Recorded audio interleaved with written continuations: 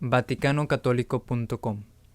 En este video deseo hablar sobre un libro titulado Our Lady of Guadalupe and the Conquest of Darkness, Nuestra Señora de Guadalupe y la Conquista de las Tinieblas. Es un libro publicado por la prensa Cristiandad, Christendom Press, y escrito por Warren H. Carroll, y relata la historia increíble de la conquista espiritual y física del Imperio Azteca en México. Aunque obviamente no puedo apoyar todo lo que Warren H. Carroll dice en sus libros, creo que este libro es uno de los mejores libros que he leído. Hace poco leí nuevamente el libro, de hecho es muy corto, y casi la mayor parte trata con la época anterior de la aparición de Nuestra Señora de Guadalupe en 1531 y cómo Hernán Cortés y sus compañeros conquistadores españoles derrocaron al Imperio Azteca. Y lo que es demasiado fascinante de esta historia es que no solo se trata de leer sobre las posibilidades que ellos lograron en derrocar a este imperio, sino que también la cultura demoníaca que estaba tan profundizada en el culto de los aztecas. El Imperio Azteca pudo haber sido la cultura más malvada en la historia de la humanidad, así como señala Carroll en la página 8 de este libro. Nos dice, cito, varias gentes primitivas habían practicado ocasionalmente sacrificios humanos y algunos habían practicado canibalismo. Nadie ha hecho lo mismo en una escala remotamente cercana a la de los aztecas. Fin de cita. Es bastante interesante que la serpiente fuera un símbolo usado por todo el imperio azteca y en cada aspecto formal de su culto. El centro de su templo principal, donde se llevó a cabo incomprensibles sacrificios humanos más elaborados y masivos, estaba cerrado por un muro que se llamaba, comillas, el muro de serpientes. Cuando estaban desgarrando los corazones de sus víctimas mientras las sacrificaban, sus ayudantes reproducían sonidos de tambores de piel de serpiente. Se oían estos sonidos en el fondo mientras sacrificaban a la gente y dirigiéndolas al templo para ser sacrificadas.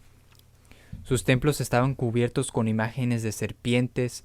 Uno de sus ídolos principales tenía muchas figuras diabólicas cerca de su cuerpo con colas de serpientes. También es interesante, y hemos señalado esto en nuestro sitio web, que sus ídolos eran horribles y monstruosos y sumamente inquietantes para cualquier persona normal. Muchos de ellos eran retratados cometiendo actos de sodomía entre sí, otro indicio y prueba de que la homosexualidad surge de la posesión demoníaca, tal y como se nos enseña en Romanos capítulo 1. Uno de los lugares más importantes que el emperador utilizó se llamaba, comillas, el hogar de la serpiente. Bueno, podría seguir y seguir. Y la razón por qué hago mención de esto es porque vemos esto también en las religiones paganas del Oriente. Vemos la serpiente entrelazada con sus falsas religiones. Y esto es muy importante porque sabemos del libro de Génesis que la rebelión original contra Dios fue provocada por, comillas, la serpiente que representaba al diablo. El hecho de que todas estas culturas formalizan tanto el uso de la serpiente muestra una representación física que están completamente demoníacos y están totalmente entregados al diablo, que nos señala de nuevo la verdad de 1 Corintios capítulo 10 versículo 20, Salmo 95, 5. Esto es, que los dioses de estas falsas religiones son diablos. Las dos torres cerca de su templo principal fueron construidas de esqueletos y cráneos humanos. Las paredes, los bancos, los escalones fueron hechos de calaveras. Solo hablando de los cráneos que los españoles vieron cerca del templo, fueron capaces de calcular la existencia de al menos cientos de miles, solo en el número que ellos vieron. Cada ciudad tenía un gran pueblo y un templo donde se llevaban a cabo estos sacrificios humanos. Comenzando en la página 8 de este libro, Carroll nos explica cómo funcionaba todo esto. Nos dice, cito, Cada ciudad y gran pueblo azteca tenía una plaza central, de la cual surgía altamente un templo piramidal. Mes tras mes, año tras año, en templos tras templos, las víctimas de los sacrificios bajaban por los caminos hacia los escalones, y allí se inclinaban hacia atrás sobre las grandes losas redondas de piedra polida. Un cuchillo inmenso con una navaja de vidrio negro, oscuro, volcánico, subía y bajaba, abriendo un corte en la víctima.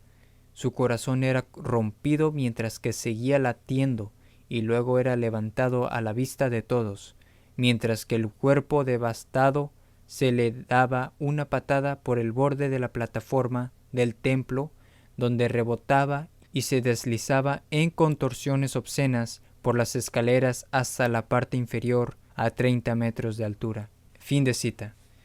Así que había ciudades y el mismo templo era construido de tal manera para que todo el resto de la gente pudiera ver exactamente lo que estaba pasando. Se podían ver las filas de los que iban al templo para ser sacrificados. Podían verlos siendo sacrificados con el corazón arrancado mientras todavía seguía latiendo. Se podía ver que eran echados del borde de la plataforma y rebotaban hasta el fondo. Era una escena destinada a provocar terror y miedo extremo. Fue realmente el reino del diablo y la muerte.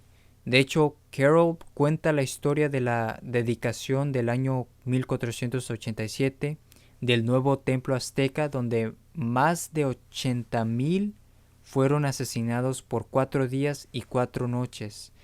Ellos continuamente mataron a tanta gente que tuvieron que usar grupos de sacerdotes que reemplazarían a los sacerdotes ya cansados de matar. No digo cansados como repulsa física, sino que estaban agotadamente cansados. En la página 10 cita a otro autor que lo describe, cito: los legionarios prepararon a las víctimas, que fueron puestos en una estrecha fila bajando los escalones de la gran pirámide, a través de la ciudad, a lo largo de las calzadas y más allá de lo que el ojo podía ver. Para la persona común que veía el espectáculo desde la parte superior del techo, parecía que las víctimas se extendían en líneas hasta el último rincón de la tierra. Las líneas de las víctimas fueron extendidas por kilómetros, con grandes reservas en sus extremos, miles de seres humanos atrapados dando vueltas como si fueran ganado, esperando su turno en la línea que estaba a punto de moverse. Inesperadamente aparecieron los reyes brillantemente ataviados en la plataforma, y el silencio se transmitió sobre la ciudad.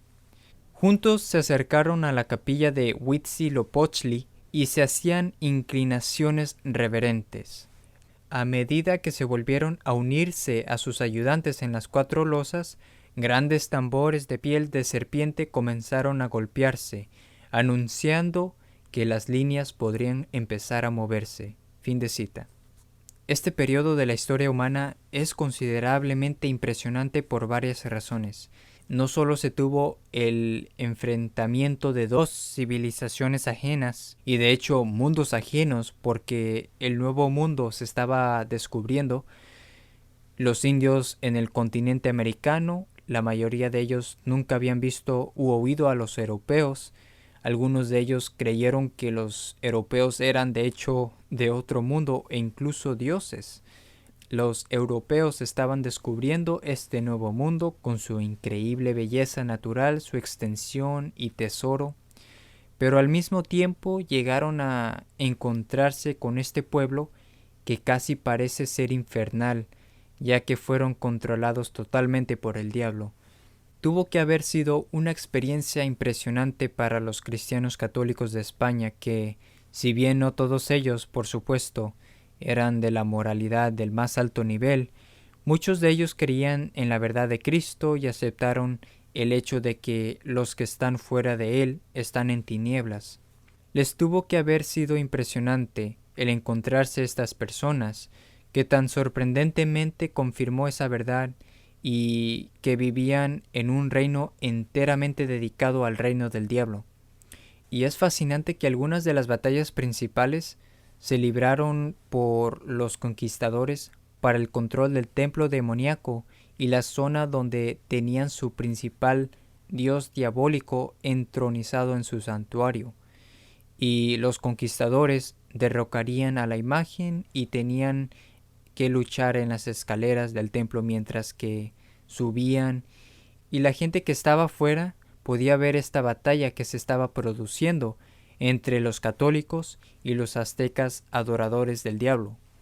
Así que se tenía esta situación en la que la batalla física se estaba produciendo por el control del templo, y ello representaba la batalla espiritual entre Cristo y el colibrí brujo, que es el nombre del dios diabólico de los aztecas. Y Carroll hace un trabajo excelente en explicar cómo estas dos realidades se entrelazaron, y creo que el nivel de maldad que estaba presente en el Imperio Azteca es una de las razones por qué el milagro de Guadalupe fue tan prodigioso y la imagen fuera tan maravillosa y milagrosa. Fue casi para contrarrestar el nivel de maldad que existía en esta tierra antes de su aparición. Pero toda esta conquista física, que obviamente estuvo involucrada en una toma de posesión espiritual del imperio del mal, era necesaria antes de la aparición de Nuestra Señora. Y hay una cita interesante en el libro Cortés de Richard Lee Marks, un historiador, donde se habla de una de las batallas que Cortés tuvo en las tierras que llevaban a México antes de llegar. Y como ellos estaban usando sus caballos para eliminar a muchos de los indios, nos dice, cito, los indios que se orgullecían en sí mismos de ser corredores rápidos, se quedaron consternados cuando sus corredores más rápidos fueron superados por los caballos y lanzas. Conmocionados y ensorbecidos por las armas de los españoles, los indios fueron presa del pánico por los animales extraños. Nunca habían visto caballos, con hombres montados o no, y pensaron que cada caballo y jinete era una sola criatura, una especie de dragón centauro desatado para destruirlos.